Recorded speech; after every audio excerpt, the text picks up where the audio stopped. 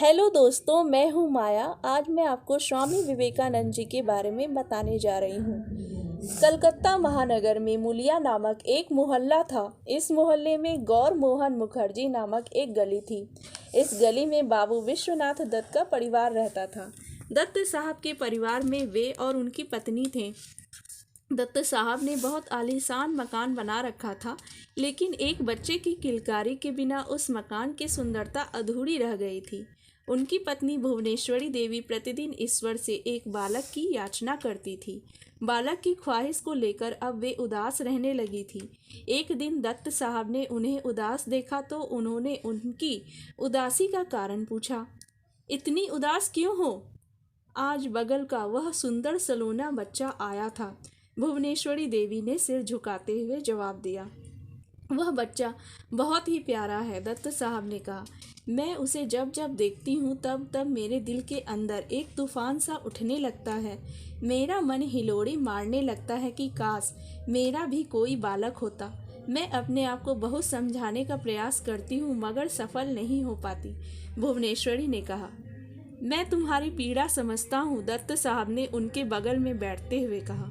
लेकिन मेरे हाथ में कुछ नहीं है, देने वाला ऊपर बैठा है। मेरा मन कहता है कि वह तुम्हें शीघ्र ही मातृत्व सुख प्रदान करने वाला है। इंतजार करते करते इतने दिन हो गए, अब और इंतजार नहीं होता, भुवनेश्वरी ने अपने पति से कहा। दिल छोटा नहीं करते प्रिय, ईश्वर में विश्वास रखो। एक दिन अवश्य इस सूने आंगन में बालक की किलकारी गूंजेगी, दत्त साहब ने पत्नी को धीरज बंधाते हुए कहा। मैं आपको एक बात बताना चाहती हूँ, पर मुझे डर लगता है, पत्नी ने डरते हुए कहा। मन में जो बात आए उसे कह देना चाहिए। कहो क्या बात है, डरो मत, दत्त साहब ने कहा। मैं आज तक ईश्वर की बहुत पूजा की, भजन कीर्तन किया, दुनिया भर की मन्नतें मांगती रही, पर ईश्वर ने हमारी एक नहीं सुनी। मेरी गोद सुनी है। कहते कहते भुवनेश्वरी का गला भर आया, किंतु उनकी इस बात को ईश्वर ने सुन लिया था। रात को भुवनेश्वरी देवी जब सो गईं तो उन्होंने एक अलौकिक स्वप्न देखा। एक शिव जी का मंदिर है। वे मंदिर में बैठी पूजा कर रही हैं। मंदिर के सामने समुद्र में पानी की उमड़ घुमड़ मची है।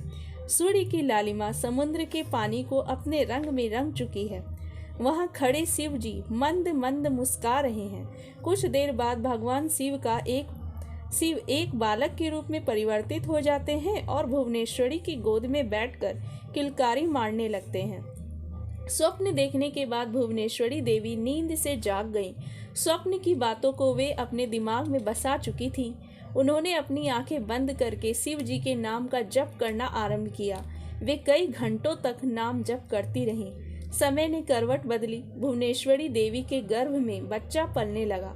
दिन महीनों में परिवर्तित होते रहे। इसी बीच उनके प्रसव का समय नजदीक आया। सन 1862 की बात है। जनवरी महीने की 12 तारीख थी। संपूर्ण भारतवर्ष में मकर संक्रांति का त्योहार मनाया जा रहा था। इसी दिन दत्त साहब के आलीशान मकान में एक बालक का जन्म हुआ। बालक का मुखमंडल देखकर दत्त साहब को यह महसूस हुआ कि उनके जैसा भाग्यशाली इस धरती पर दूसरा कोई नहीं है। मातृत्व का सुख पाकर भुवनेश्वरी देवी निहाल हो रही थी। आज दुनिया का सारा सुख उनके आंचल में सिमटकर रह गया था। किसी ने सपने में भी नहीं सोचा था कि उनका यह बालक एक दिन अपनी ज्ञान गरिमा से देश विदेश में विख्यात होगा। यही बालक आगे चलकर स्वामी विवेकानंद के नाम से जाना गया, जिसने सारे संसार को बहुजन हिताय बहुजन सुखाय की दीक्षा दी और नए युग धर्म की स्थापना भी की। भुवनेश्वरी देवी को अब विश्वास हो गया था कि शिव जी ने उन्हें प्रसाद के रूप में पुत्र दिया है। वे अपने पुत्र को कुछ दिनों तक बिले कहकर पुकारती रहीं। जब वह बड़ा हो गया तो उन्होंने अपने बालक का नाम नरेंद्र नाथ रख दिया। माता पिता नरेंद्र नाथ को बेहद प्यार करते थे। वे नरेंद्र की हर इच्छा की पूर्ति करते थे। उनके अधिक लाड़ प्यार से नरेंद्र को नटखट और जिद्दी बन गया था। वह घर में उधम मचाए रखता था। वह अपनी क्रीड़ाओं से माँ को बहुत तंग करता था। एक दिन माँ ने बेटे की बाह पकड़ते हुए कहा, बेटे तुम इतना उधम मत मचाया करो, वरना शिव जी तुम्हें कैलाश पर्वत पर कभी नहीं बुलाएंगे। माँ की बात सुनकर बालक ने मौन साध लिया। वह बड़ी देर तक ध्यान में डूबे रहे, फिर बोले, मैं सन्यासी बनकर कैलाश पर्वत जा सकता हूँ माँ, फिर शिव जी को कोई आपत्ति नहीं होगी। तुमने ठीक कहा बेटे, भुवनेश्वरी देवी ने नरेंद्र से कहा। तुम देखना माँ, मैं सन्यासी जरूर बनूंगा, नरेंद्र नाथ ने बड़े आत्मविश्वास के साथ कहा। बेटे की बातें सुनकर माँ को ऐसा लगा जैसे उनके कलेजे में कोई सूल चुभ गया हो। उन्होंने भाव विभोर होकर अपने लाडले को सीने से लगा लिया। कुछ देर बाद बालक खेलने चला गया। फिर भुवनेश्वरी देवी ने उसे उधम मचाने से नहीं रोका। जब वह उन्हें तंग करता तो वे उसके मुंह पर पानी की छींटे मारती और शिव के नाम का मंत्र जप करने लगती। उनके ऐसा करने से नरेंद्र नाथ एकदम शांत हो जाते थे। घर में जब रामायण की कथा होती तो नरेंद्र नाथ एकाग्र होकर उसे सुनते थे। वह जैसे जैसे बड़े हो रहे थे वैसे वैसे उनके प्रश्न भी बढ़ते जा रहे थे। वह अपने माता पिता से तरह तरह के सवाल करते थे। ईश्वर क्या है, कैसा है, कहाँ है, उनके सवाल इस तरह के होते थे। वह अपने सवालों का जवाब जानने के लिए पागलों की तरह इधर उधर घूमते रहते थे। नरेंद्र नाथ को अपनी माँ के साथ घोड़ा गाड़ी पर घूमना अधिक पसंद था। वह जब घोड़ा गाड़ी पर घूमने निकलता तो रास्ते में उसे जो वस्तुएं दिखाई पड़ती उन पर तरह तरह के सवाल वह अपनी माँ से करते थे। माँ उनके प्रश्नों का जवाब देते देते थक जाती थी। नरेंद्र अपने घर के बाहर बैठकर सड़क पर आती जाती घोड़ा गाड़ियों को देखता था। घोड़ा गाड़ी के घूमते पहिए उसके दिमाग में घूमते रहते थे। एक दिन दत्त साहब ने उससे पूछा, बेटा तुम बड़े होकर क्या बनोगे? कोचवान, नरेंद्र ने जवाब दिया। बेटे का जवाब पाकर दत्त साहब मुस्कुरा उठे। उन्होंने सोचा कि बेटा मेरे प्रश्न की गहराई को समझ नहीं पाया। उन्हें यह नहीं मालूम था कि बेटे ने अपने भविष्य की सच्चाई बता दी है।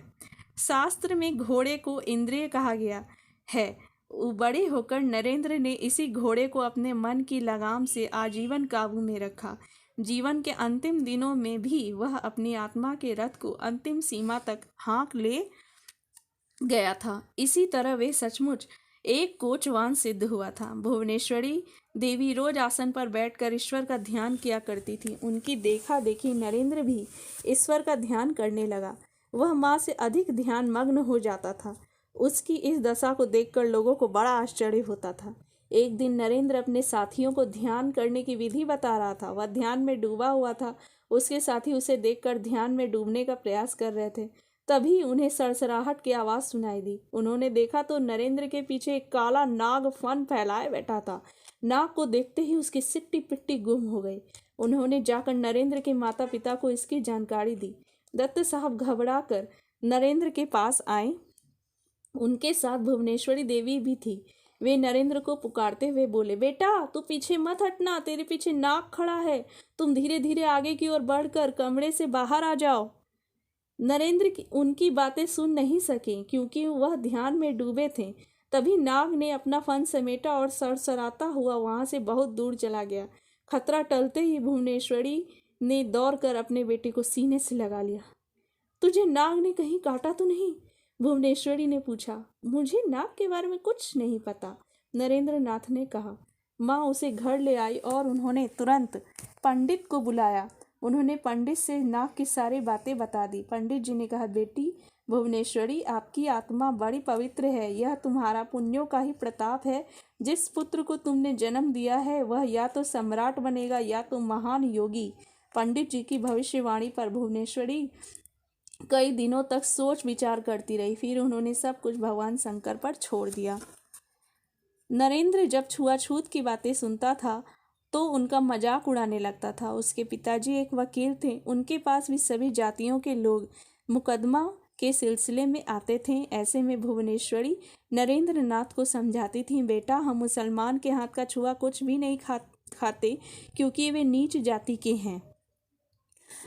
दोस्तों, अगर आपको हमारी ये कथा अच्छी लग रही है तो हमारे चैनल को ज़रूर लाइक और सब्सक्राइब कीजिएगा।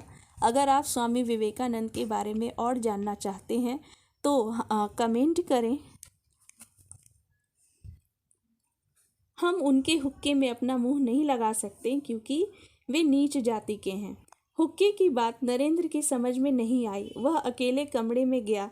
वहाँ कई जातियों के हुक्के रखे हुए थे। नरेंद्र ने उन हुक्कों में बारी बारी से अपना मुंह लगाया और उन्हें गुड़गुड़ाने लगा। तभी वहाँ दत्त साहब का आगमन हुआ। नरेंद्र उन्हें देख ना सका। ठीक। दोस्तों। थैंक यू दोस्तों। अगर हमारा यह वीडियो आपको अच्छा लग रहा है तो इसे लाइक कीजिए, सब्सक्राइब कीजिए और अपने दोस्तों के पास शेयर भी करें और हमें कमेंट करें। आपके फीडबैक